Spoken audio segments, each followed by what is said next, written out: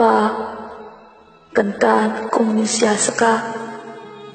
kan ra thelo na rim takin thoka pa ma se khovel min din saka chuan min chen pui le ta si lo hi pa sia thiam harani tiro engtin khovela kan ole mo min pe ma se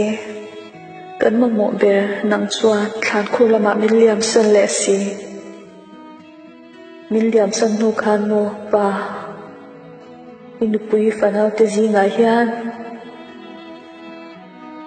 ruak sau tak no kha zo lo inu chia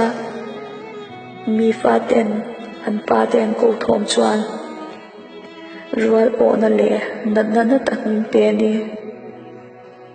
ti hian kin zo ta khongi kapa ve kha thana omlo zo na thudik lang sa chu pa chuan mual liam sana vana ang nga gani tin kanin he ve chin ma se chu thu chuan ba hem si lo em tam ve ta miliam san nuwa itule fa te kan chan lian hi min hu ve chak lo em ni kanu bianga nang ngai lon wa ma mi tui luang son nanna na tak min pe a kan chok thei si lo pa kal san nu mun wa khe wa zau tak em chu mun ruak chu ko har na wa thala se tin no khata pa ilusia shatura kan ne na changa ikal kher ngai he chia thiam har sa kan bati em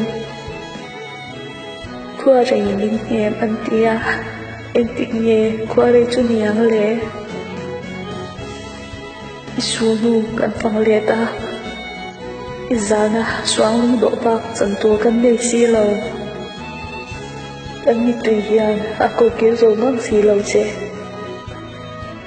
chan to ka lung oi kan tum la sat o le ko hara zwal hani hi